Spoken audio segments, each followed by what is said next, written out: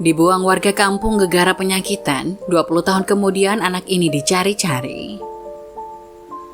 Dulu, di sebuah desa kecil yang terletak di lereng bukit yang hijau, hidup seorang anak kecil bernama Arya.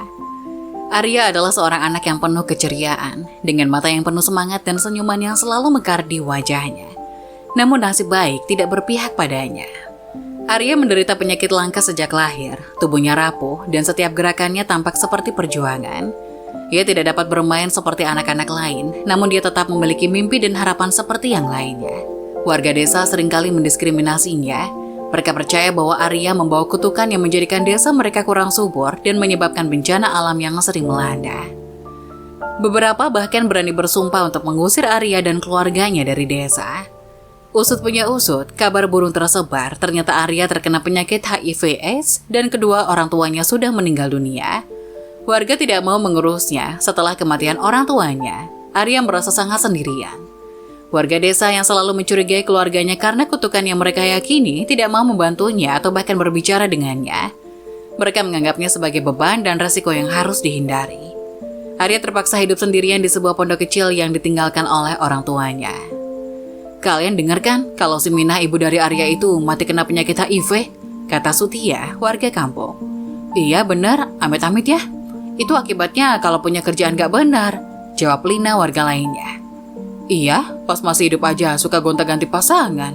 Lihat tuh, Arya lahir tanpa tahu siapa bapaknya kan?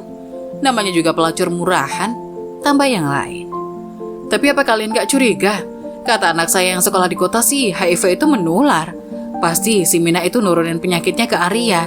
Lihat Arya sekarang, kurus kecil, kayak anak kurang gizi. Apa iya bu kalau HIV menular? Tanya ibu-ibu lain. Iya bu, anak saya yang di kota kan pintar, jadi nggak mungkin bohong. Waduh, kalau begitu kampung kita berada dalam bahaya dong. Iya nih, Arya membawa kutukan buat kampung kita. Tuh lihat, orang tuanya aja udah mati. Jangan-jangan selanjutnya kita, tambah yang lain. Astagfirullah, ayo kita ngomong sama suami kita, biar kita usir Arya di kampung ini, ajak Sutia. Warga desa segera mengarahkan kemarahan mereka kepada Arya. Mereka meyakini bahwa kutukan yang mereka percayai Arya bawa telah menyebabkan bencana ini. Tanpa ampun, mereka mengusir Arya dan keluarganya dari desa di tengah malam, tanpa memberi mereka kesempatan untuk menjelaskan atau memohon belas kasihan. Mereka menyeret tubuh Arya dengan menggunakan karung. Di antara mereka tidak ada yang mau bersentuhan langsung dengan kulit Arya. Warga kampung berdalih jika menyentuh kulit Arya, mereka juga akan tertular penyakit yang merenggut nyawa Minah, ibu Arya. Maria kecil yang tak tahu apa-apa ketakutan di tengah malam. Dia kebingungan, tangisannya kencang seolah tidak didengar oleh siapapun. Bahkan semua orang menutup mata melihat penderitaan Arya yang diseret dengan kasar menuju pinggir hutan. Pak, tolong jangan usir saya takut, jerit Arya. Arya, kamu itu punya penyakit kutukan, jadi kamu harus pergi dari kampung ini. Kami nggak sudi menerima akibat dari penyakit kamu itu, jelas salah satu warga kampung. Kamu di sini saja, jangan coba-coba kamu kembali ke kampung kami. Kalau salah satu warga di sini melihat Arya kembali, kamu bakal langsung kami habisi, teriak warga lainnya. Dengan begitu Arya dibuang dan ditinggalkan di tengah gelap malam. Arya ketakutan, kesepian, dan kedinginan. Ia diusir tanpa dibekali apa-apa, hanya dengan pakaian tipis yang membalut tubuh kurus kering itu tanpa adanya alas kaki. Akhirnya, Arya menangis sambil berjalan menuju ke jalan raya. Malam itu cukup bersahabat untuk Arya. Awan yang tebal tidak menumpahkan hujan dan membuat Arya sedikit lebih tenang untuk berjalan. Arya kebingungan mencari tempat untuk tidur. Ketika ia hampir ke sebuah masjid atau musola, semua gerbangnya ditutup rapat seolah bangunan itu berkata bahwa mereka tidak bisa menerima tubuh kotor Arya. Hingga ia pun menemukan ruko yang sudah tutup. Meski ketakutan, Arya akhirnya memutuskan untuk tidur di depan ruko tersebut. Ia tidak tahu lagi harus kemana. Arya pun tidur tanpa alas apapun, hingga pagi menjelang. Esoknya, Arya mulai membiasakan diri menjadi pengemis jalanan. Dia tidak tahu lagi apa yang harus ia lakukan selain meminta belas kasihan kepada orang-orang di jalan agar ia bisa bertahan hidup dengan penyakitnya. Dengan tubuh kecilnya, ia berjalan meminta-minta. Kadang juga ia diajak beberapa anak jalanan untuk ikut dengan mereka dan mereka mengamen bareng di sebuah bis. Arya kecil tumbuh menjadi anak jalanan yang tangguh meski penyakitan. Sesekali rasa sakit di sekujur tubuhnya itu akan menggerogoti semua bagian tubuhnya hingga Arya tidak bisa berjalan dan hanya tiduran. Tapi teman-teman anak jalanan Arya selalu memberikan dukungan dan perawatan seadanya untuk Arya. Mereka semua saling menjaga satu sama lain. Hingga saat Arya sedang tidur di sudut toko yang kotor, beberapa temannya berlarian memanggil namanya. "Arya, Arya bangun, Arya!" teriak teman-teman Arya. Arya yang masih lemas itu tidak mengerti dengan situasi di luar sana. Kenapa teman-temannya berteriak dan kenapa mereka berlarian? Tubuhnya lemas hingga kesulitan untuk membuka mata. Tapi salah satu teman Arya malah menutupi tubuh kecilnya dengan tumpukan kardus lain sampai batas kepala Arya. Samar-samar Arya mendengar perkataan temannya. "Maafkan kami Arya, kami di sini dulu ngumpat, jangan bergerak. Kami akan kabur dulu karena ada Satpol PP," ucap salah satu teman Arya lalu pergi meninggalkannya. Arya masih sibuk dengan rasa sakit di tubuhnya, tapi pelan-pelan ia mulai mencerna apa yang diucapkan temannya tadi.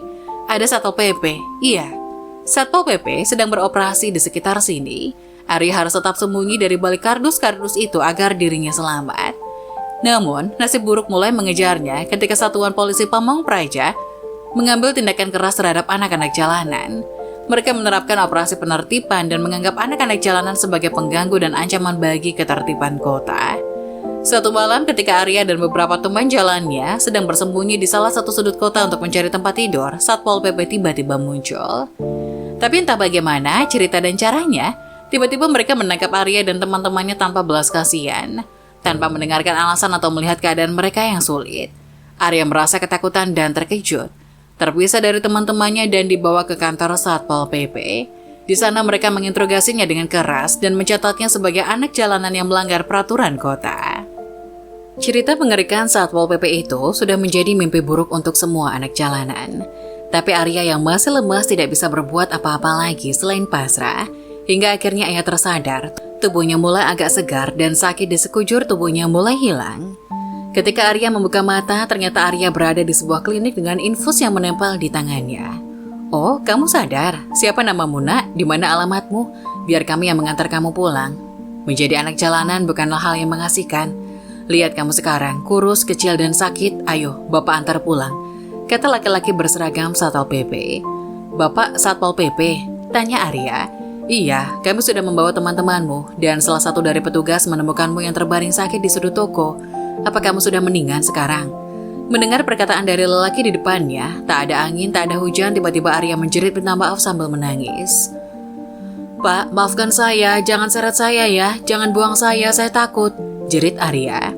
"Tenang Nak, kami tidak akan berbuat keji seperti itu. Kamu tinggal sebutkan saja alamat kamu, nanti Bapak akan antar kamu pulang ke rumah," jelas Satpol PP. "Saya tidak punya rumah Pak, saya diusir warga kampung karena saya penyakitan," terang Arya. Arya memutuskan untuk bercerita tentang kehidupannya, dari pengusiran oleh warga desa hingga perjuangannya untuk bertahan sebagai seorang anak jalanan yang kemudian berubah menjadi seorang advokat. Petugas tersebut mendengarkan cerita Arya dengan penuh simpati dan empati. Dia kemudian memutuskan untuk mencari tahu lebih lanjut tentang latar belakang Arya dan menemukan bahwa apa yang dia katakan benar. Pengetahuan ini membuatnya tergerak hati dan ia memutuskan untuk membantu Arya. Kepala Satpol PP yang mendengar cerita Arya langsung menyadari bahwa ada kesalahpahaman besar dalam penangkapan Arya. Tanpa ragu dia menghubungi pihak kepolisian untuk memastikan bahwa tindakan yang diambil sesuai dengan hukum. Pihak kepolisian segera datang dan membawa Arya ke rumah sakit untuk diperiksa. Setelah pemeriksaan medis, dikonfirmasi bahwa Arya tidak melakukan tindakan ilegal atau berbahaya. Dia menerima perawatan medis yang ia butuhkan untuk mengelola kondisi HIV/AIDS-nya. Setelah diperiksa oleh tim medis, ternyata benar bahwa Arya positif HIV. Berita ini menjadi kabar yang sulit bagi Arya, namun dia telah hidup dengan penyakit ini sejak lahir dan telah belajar untuk menghadapinya dengan keberanian. Dengan hasil yang jujur ini, tim medis segera memberikan perawatan dan konseling yang diperlukan kepada Arya. Mereka membantu menjelaskan kepada Arya tentang perawatan yang harus diikuti untuk mengelola penyakit HIV dengan baik, termasuk penggunaan obat-obatan antiretroviral yang diperlukan untuk mengontrol virus dan menjaga sistem kekebalan tubuhnya. Kepala Satpol PP dan petugas kepolisian yang bertanggung jawab atas penangkapan Arya merasa bersalah atas kesalahpahaman yang telah terjadi dan berusaha untuk mendukung Arya selama masa pemulihannya.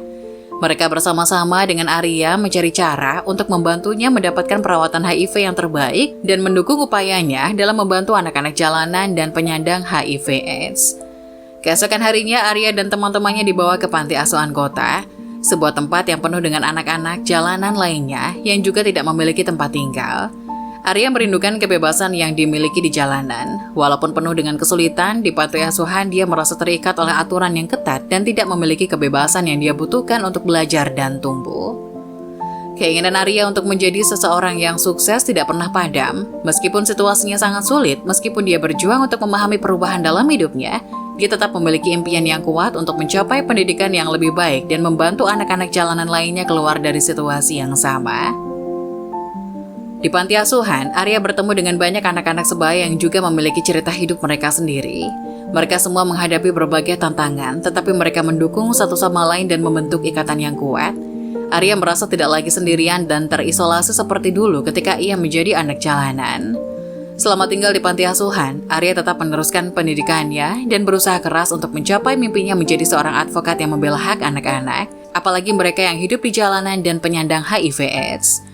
Dia juga aktif dalam kegiatan sosial dan pendidikan di panti asuhan, memberikan dukungan dan semangat kepada teman-temannya. Panti asuhan ini juga menjembatani Arya dengan organisasi-organisasi dan individu yang mendukung anak-anak jalanan dan penyandang HIV/AIDS. Arya menjadi semakin terlibat dalam upaya advokasi dan aktivisme, bicara di berbagai acara untuk meningkatkan kesadaran dan menghapus stigma yang berkaitan dengan penyakit HIV/AIDS. Kisah Arya di panti asuhan terus mengilhami banyak orang di sekitarnya. Meskipun ia sering jatuh sakit karena kondisi HIV/AIDS-nya, semangat hidup dan tekadnya tidak pernah pudar. Ia mendedikasikan dirinya untuk belajar dengan rajin, mengejar pengetahuan dan berkembang menjadi anak yang cerdas. Dalam lingkungan panti asuhan, Arya menunjukkan bakat luar biasa dalam berbagai bidang, termasuk ilmu pengetahuan, seni, dan bahasa. Ia menjadi inspirasi bagi teman-temannya yang melihatnya sebagai contoh yang sangat kuat dalam menghadapi kesulitan. Arya tidak hanya menjadi anak yang cerdas, tapi juga aktif dalam berbagai kegiatan sosial di panti asuhan. Ia berpartisipasi dalam program pendidikan dan kegiatan seni, dan ia sering membantu teman-temannya dalam belajar dan bermain bersama. Di panti asuhan, Arya menemukan pelarian dalam menulis buku diary. Di dalam buku diary itu, ia menuangkan segala perasaannya, pengalaman, impian, dan pemikirannya. Menulis menjadi cara untuk melepaskan beban yang dia rasakan, serta menciptakan suatu dunia pribadi yang hanya miliknya. Setiap hari, Arya duduk dengan buku diary-nya dan pena di tangan. Mencatat perjalanan hidup, ia berbagi pengalaman tentang pertemuannya dengan teman-teman baru di panti asuhan, bagaimana dia belajar untuk mengelola penyakit HIV/AIDS, dan tentang mimpi dan harapannya untuk masa depan.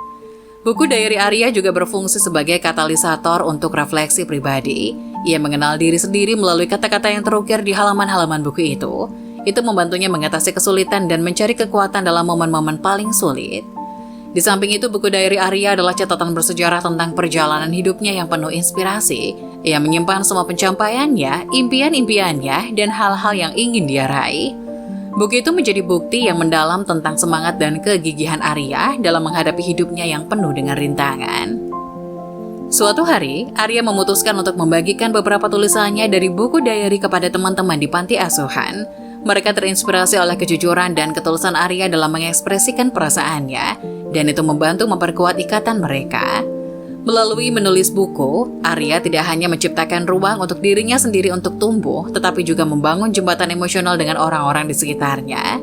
Itu adalah salah satu cara baginya untuk mengatasi kesepian dan isolasi yang pernah dia rasakan, dan juga menjadi sarana untuk menyebarkan pesan penting terhadap hidup dengan HIV/AIDS dan semangat untuk tidak pernah menyerah. Dengan semangatnya untuk menulis dan berbagi pengalaman, Arya mulai mengejar mimpi barunya, menjadi seorang penulis. Ia memutuskan untuk mencoba menjadi penulis artikel freelance di sebuah situs web yang menerima kontribusi dari penulis independen. Arya mulai menulis artikel-artikel tentang pengalamannya hidup dengan HIV/AIDS, tantangan yang pernah ia hadapi sebagai anak jalanan, dan pengalaman pribadinya di panti asuhan. Artikel-artikel ini berfungsi sebagai sumber inspirasi dan informasi bagi banyak pembaca yang mungkin sedang menghadapi masalah serupa atau ingin memahami lebih baik tentang kondisi tersebut. Kemampuan menulis Arya yang tulus dan jujur segera mendapatkan perhatian positif dari pembaca dan editor di situs web tersebut. Artikel-artikelnya mulai diterbitkan secara teratur, dan ia mulai mendapatkan imbalan finansial dari pekerjaannya sebagai penulis freelance. Karena berhasil mengubah pengalaman dan pengetahuannya menjadi sesuatu yang bermanfaat bagi orang lain, ia merasa bahwa ia telah menemukan panggilannya dalam berbagai cerita dan memberikan informasi yang berharga kepada masyarakat. Setelah beberapa tahun, Arya terus mengembangkan karirnya sebagai penulis artikel freelance. Ia juga menerbitkan buku berdasarkan pengalaman hidupnya yang menginspirasi banyak orang dan membantu menghilangkan stigma yang masih terkait dengan penyakit HIV/AIDS. Hingga salah satu tulisan Arya menjadi viral di internet. Itu membuka pintu bagi exposure yang lebih luas atas cerita dan pesan yang ingin dia bagikan. Artikelnya yang menggugah perasaan banyak orang dengan kejujuran dan semangatnya dalam mengatasi rintangan hidupnya, mulai mendapat perhatian dari media dan pengamat sosial. Sebuah acara televisi populer mengundang Arya untuk berbicara tentang pengalaman hidupnya dan pekerjaannya sebagai penulis artikel freelance. Arya setuju untuk tampil di acara tersebut dengan harapan bahwa hal ini akan membantu mencapai lebih banyak orang dan menghapus stigma terkait dengan HIV/AIDS dan anak-anak jalanan. Wawancara Arya di televisi menjadi sangat emosional dan menginspirasi. Dia bicara dengan jujur tentang pengalaman sulitnya, tantangan hidup dengan HIV/AIDS, serta bagaimana penulisan telah menjadi sarana untuk mengungkapkan dirinya dan memberikan inspirasi bagi banyak orang. Pesan Arya tentang ketekunan dan harapan meraih hati banyak penonton. Setelah penampilan televisi yang mengesankan itu, Arya menjadi sangat terkenal di seluruh negeri. Dia menerima undangan untuk bicara di berbagai acara televisi dan seminar. Dia juga mulai bekerja sama dengan organisasi nirlaba yang berfokus pada pendidikan dan kesadaran tentang HIV/AIDS dan anak-anak jalanan. Arya menjalani hidupnya dengan penuh semangat, terus menulis, berbicara, dan berbagi pengalaman tentang pengetahuannya dengan harapan dapat mengubah pandangan masyarakat tentang isu-isu yang dekat dengan hatinya. Kepopulerannya di dunia media membantu dia meraih perhatian yang lebih besar dan memberikan dampak yang lebih signifikan dalam upayanya untuk menghilangkan stigma dan memberikan dukungan kepada mereka yang memerlukan. Sementara Arya terus menginspirasi banyak orang dan mendapat ketenaran sebagai advokat dan penulis, di desa tempat ia tinggal dulu, kejadian tragis terjadi. Banjir bandang yang dahsyat menghantam desa itu, memaksa semua warga untuk mengungsi. Ini adalah bencana yang sangat menghancurkan dan membawa kesengsaraan bagi masyarakat desa. Kabar banjir bandang ini mencapai Arya dan dia merasa terpukul. Meskipun dia telah diusir dari desa itu dan disingkirkan oleh warga pada masa lalu, dia tetap merasa peduli dan berempati kepada mereka. Dia merasa bahwa ini adalah saat yang tepat untuk memberikan dukungan kepada desanya tanpa memandang apa yang telah terjadi sebelumnya. Arya memanfaatkan ketenangannya untuk menggalang dukungan dan bantuan bagi warga desanya yang terkena dampak banjir bandang. Ia bekerja sama dengan organisasi kemanusiaan dan mengumpulkan sumbangan dana serta bantuan materi dari berbagai sumber untuk membantu warga desa dalam masa kritis. Pada saat-saat kritis ini, Arya pulang ke desanya bersama dengan tim relawan untuk memberikan bantuan langsung, memberikan makanan, air bersih, dan peralatan kebutuhan sehari-hari bagi warga yang mengungsi. Dia juga memberikan dukungan emosional kepada mereka yang telah kehilangan rumah dan harta benda mereka. Arya membuktikan bahwa meskipun dia diusir dari desa tersebut, dia masih merasa memiliki tanggung jawab moral untuk membantu komunitasnya ketika mereka membutuhkan bantuan. Tindakannya ini membantu memulihkan hubungannya dengan desa tempat ia dulu tinggal dan mengubah pandangan beberapa warga tentang dirinya. Selama proses pemulihan pasca banjir bandang, Arya bersama dengan warga desa belajar tentang kekuatan solidaritas dan empati dalam menghadapi tantangan besar. Meskipun pada masa lalunya penuh kesedihan dan pengucilan, Arya kini berada di sisi masyarakat yang membutuhkan bantuan dan dukungan. Dia dengan tulus siap untuk memberikan bantuan ini. Arya yang telah mengumpulkan bantuan dari berbagai sumber dan mendukung warga desa dengan tekad dan semangatnya, memutuskan untuk memberikan sumbangan yang sangat besar. Sumbangan besar ini termasuk dana yang cukup besar untuk membangun kembali rumah-rumah yang hancur untuk memperbaiki infrastruktur desa yang rusak akibat bencana banjir. Arya juga menyediakan bantuan berkelanjutan dalam bentuk makanan, air bersih, peralatan, serta bantuan medis untuk warga yang terluka atau jatuh sakit. Kehadirannya di desa tempat dia dulu tinggal, di mana warga tidak tahu bahwa dia adalah anak yang mereka usir, adalah momen yang sangat emosional. Ia datang dengan hati yang terbuka, tanpa dendam atau amarah terhadap warga desa. Dia datang dengan maksud yang baik, ingin terlibat langsung dalam pemulihan desa setelah bencana banjir bandang yang melanda mereka. Arya berusaha menjadi sumber inspirasi dan motivasi bagi warga, dengan harapan dapat memberikan semangat dan harapan bagi mereka yang terdampak bencana. Saat Arya mulai berinteraksi dengan warga desa dan membantu dalam upaya pemulihan, beberapa warga desa merasa bahwa wajahnya tampak akrab. Namun mereka tidak menghubungkan dengan anak yang pernah diusir itu karena dia telah tumbuh besar dan berubah begitu banyak sejak saat itu. Namun seiring berjalannya waktu, ada warga yang mulai menyadari bahwa Arya memiliki kemiripan dengan anak yang pernah tinggal di desa mereka. Mereka mulai bertanya-tanya, dan akhirnya seorang warga yang pernah mengenali Arya saat dia masih kecil mengungkapkan identitasnya. Warga yang menyadari identitas Arya yang sebenarnya memutuskan untuk mengikuti mobil yang ditumpangi Arya untuk mencoba meminta maaf. Mereka ingin memberikan permintaan maaf mereka secara langsung, dan merasa sangat bersalah atas perlakuan mereka terhadap Arya di masa lalu. Namun ketika mereka mencapai tempat tujuan yang Arya tuju, mereka menyadari bahwa Arya sudah pergi. Mereka merasa sedih dan kecewa karena tidak menyampaikan permintaan maaf mereka secara langsung. Meskipun Arya tidak ada di sana, warga yang tersisa di tempat tujuan tersebut menjadi saksi atas perubahan dan kedewasaan yang telah dialaminya. Mereka tahu bahwa Arya tidak lagi membawa dendam terhadap mereka.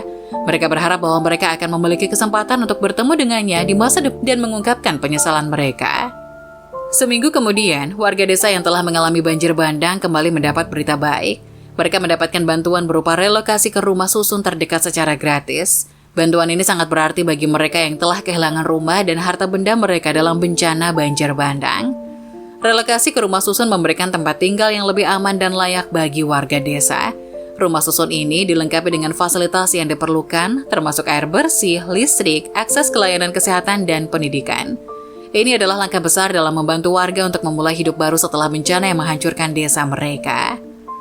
Relokasi ke rumah susun juga membantu memperkuat hubungan antara Arya dan warga desanya. Mereka merasa bahwa ada harapan dan kesempatan baru di depan, dan mereka berharap untuk membangun komunitas yang lebih baik bersama-sama. Ternyata rumah susun itu dibeli Arya untuk seluruh warga kampungnya. Kabar bahwa rumah susun tersebut dibeli oleh Arya untuk seluruh warga kampung adalah berita yang sangat mengharukan. Arya menunjukkan sikap kedermawanan yang luar biasa dan komitmen yang mendalam terhadap kampungnya. Dengan tindakan mulia ini, Arya tidak hanya memberikan tempat tinggal yang aman bagi warga desa, tapi juga mengubah hidup mereka. Rumah susun tersebut akan menjadi tempat di mana mereka dapat memulai hidup kembali mereka, mengatasi masa sulit pasca banjir bandang, dan membangun masa depan yang lebih cerah. Hingga warga pun mulai mencari-cari keberadaan Arya yang sudah lama tak terlihat. Semua warga ingin bertemu dengan Arya untuk mengucapkan permintaan maaf. Mereka tidak tahu bahwa malaikat yang menolong mereka adalah anak kecil yang pernah mereka usir dulu ke jalanan. Hingga salah satu warga tersebut mendapat kabar bahwa Arya telah meninggal dunia di usia 25 tahun karena penyakit HIV/AIDS, yaitu penyakit yang sama dengan penyebab Mina, ibu Arya dulu meninggal, dan penyakit yang membuat warga geram lalu mengusir Arya tanpa malu. Warga kampung mencari Arya untuk memberikan penghormatan terakhir dan berterima kasih secara langsung atas tindakan belas kasihnya yang luar biasa. Namun ketika mereka mencari Arya, mereka mengetahui bahwa dia telah meninggal. Ini adalah momen yang penuh kesedihan. Warga merasa sangat berduka atas kehilangan Arya. Arya, dengan tindakan belas kasih dan dedikasinya yang tak pernah luntur, telah memberikan dampak yang luar biasa pada warga kampungnya di luar sana. Meskipun dia telah meninggal, warisan dan inspirasinya akan terus hidup dalam ingatan mereka. Warga kampung akan selalu mengenang Arya sebagai sosok yang penuh kasih sayang dan pengabdian kepada komunitas mereka. Tindakan baiknya yang tak terlupakan akan menjadi contoh dan motivasi bagi mereka untuk berbuat lebih banyak lagi bagi sesama dan membangun komunitas yang lebih kuat bersama. Sebagai bentuk terima kasih dan permintaan maaf, kampung itu kini dinamai Kampung Arya Sejahtera. Pemberian nama Kampung Arya Sejahtera adalah tindakan luar biasa yang menunjukkan penghargaan dan penghormatan yang tinggi dari warga kampung terhadap Arya. Nama tersebut adalah pengakuan atas dedikasi dan pengorbanan yang telah Arya berikan kepada komunitas mereka. Kampung Arya Sejahtera akan selalu menjadi tanda penghormatan untuk Arya, yang telah mengubah hidup warga kampungnya melalui belas kasihnya yang besar. Ini juga adalah peringatan akan pentingnya persatuan dan gotong royong dalam menghadapi masa sulit. Dengan nama baru ini, kampung tersebut akan terus mengenang Arya dan semangatnya dalam membantu sesama. Semoga Kampung Arya Sejahtera menjadi tempat yang penuh dengan perdamaian, kemakmuran, dan kebersamaan sebagai warisan untuk generasi mendatang.